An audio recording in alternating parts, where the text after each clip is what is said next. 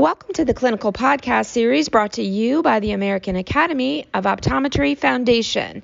Today's episode is brought to you by the Clinical Contact Lens and Myopia Care channel with 3-year clinical trial of low-concentration atropine for myopia progression LAMP study, continued versus washout.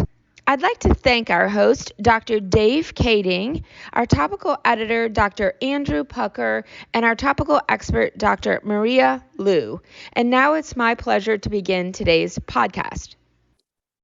Thank you for joining us for this episode of the American Academy of Optometry Foundation Clinical Podcast Series. My name is David Kading. I practice up in Seattle, Washington. I'm the host of the Myopia podcast, and I'm excited to be joined by my good friend, Dr. Maria Liu. How are you today, Doc? Good. How are you? I'm fantastic. Tell us a little bit about yourself, where you practice, where you research, and what you're all up to. Sure. So, hi, everyone. My name is Dr. Maria Liu. I'm an associate professor at UC Berkeley School of Optometry. I'm the chief and the founder of the Myopia Control Clinic here. And I spend about 40% of my time doing clinical research, investigating the efficacies and safeties of a variety of anti-myopia treatments. And I also work in the Myopia Control Clinic every Saturday. The rest of my time is spent on didactic teaching in topics such as pharmacology and evidence-based optometry.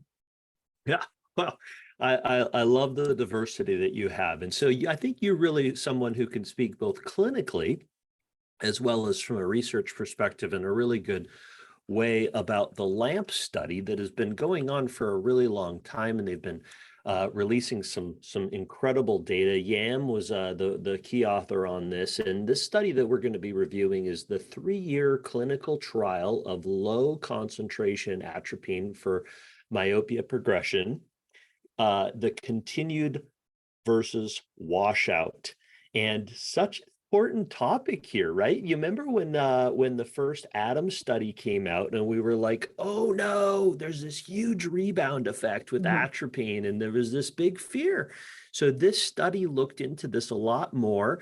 So tell us a little bit about the topic and give us about a 30-second overview of this paper. Absolutely. So atropine in various diluted concentration has been so widely used in recent years for myopia control. However, with some raised concerns. Number one, there is currently no clear guideline regarding the optimal window for the treatment. For example, what's the youngest age to start and for how long? Does atropine offer sustained controlling effect beyond the first couple of years of treatment? Is there any apparent dose response effect and also a sustainable effect, or everybody can be maintained at a lower concentration after the initial couple of years? So for those who have been on low dose atropine for multiple years, what are the criteria for the discontinuation of the treatment? And is there a benefit to taper? So all of these are so clinically relevant and important questions. And I believe this study attempted to answer some of those questions. Yeah. So hit on a couple of the key findings of this paper and how we might be able to find them clinically relevant. I think there are 3 main key findings to this paper. Number one, the anti-myopia efficacy and the progression after cessation of the treatment are both dose dependent. And number two, low dose atropine offers sustained anti-myopia efficacy, which is significantly better than discontinuation in the 3rd year after treatment initiation. So there are some statistically and clinically significant difference in terms of different treatment groups. But I think in the interest of time, I'm not sure how much details you want me to get into. I know, we could talk about this for a long time. Statistically significant rebound effects. What are we concerned about rebound? Yeah, so this is a very, very important finding that rebound is dependent on both atropine concentration and patient's age. The lower the treatment concentration and the older the subject's age, the smaller the difference in myopia progression before and after treatment cessation. Yeah. How about age? about the treatment and the rebound effect? How did age affect this? So certainly, if the subjects in the younger age range, at the third year, if we discontinue the treatment, there's a stronger rebound effect. However, I do have to say that there are two separate components to this faster progression in younger age after treatment discontinuation.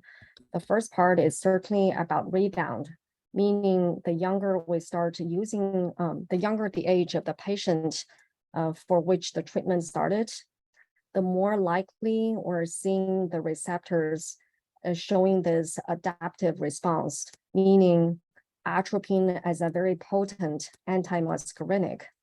The earlier we start pouring those anti-muscarinic to the body, and the younger the patient, the more likely the body is adapting to this, the overwhelming amount of anti-muscarinic. So all of a sudden, if you quit the treatment in a cold turkey, the body showed a heightened or hypersensitivity response of their muscarinic receptors. So this itself may be age dependent. But another thing is, if the treatment started at a younger age, we will likely see some natural progression. And so is that related to the rebound, or is just a natural continuous progression at year 3? That's what I'm wondering, right? I mean, that just makes sense. If you've got two age groups, the younger ones are going to likely progress more as they're fast progressors than the older group. And so looking at those two subgroups, but, I guess I'll ask that question of you. The manuscript actually suggested a tapering effect. Do you see sufficient evidence that we need to be tapering this medication for our patients?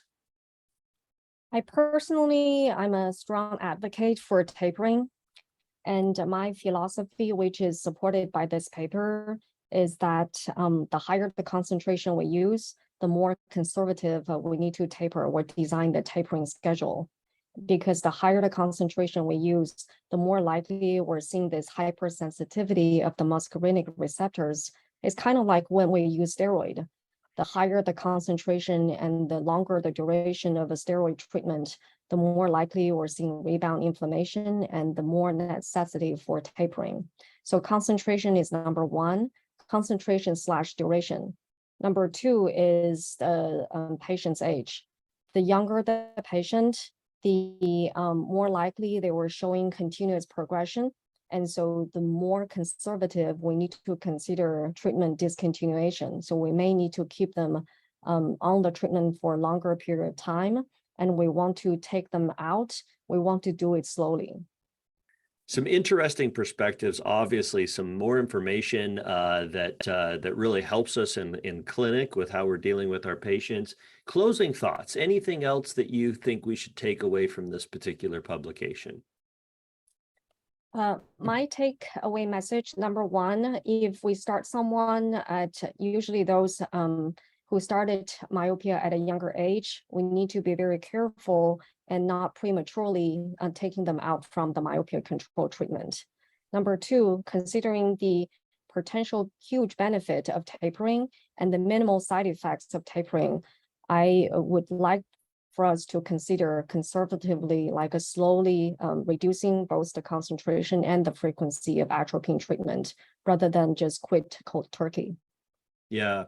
Well, the reality is that most people who stop doing myopia management don't always tell their doctor. They just may choose to go somewhere else. And so it brings up a clinical discussion of having with our patients when they start atropine is that, hey, when you stop using this medication, whether we decide together in a year or later on in the future, you need to make sure you do it under close supervision of an eye care provider who can make sure that the taper is appropriate in stopping the medication. Absolutely. Yeah. Very interesting perspectives. Thank you for joining us for the episode. It was great to have you. Thanks for having me here. Absolutely. And thank you for joining us for the American Academy of Optometry Foundation Clinical Podcast Series. Make sure to like and subscribe. And we'll see you again next time for more meaningful, clinically relevant podcasts from the American Academy of Optometry Foundation. And a special thanks to CooperVision for their educational grant to make it all happen.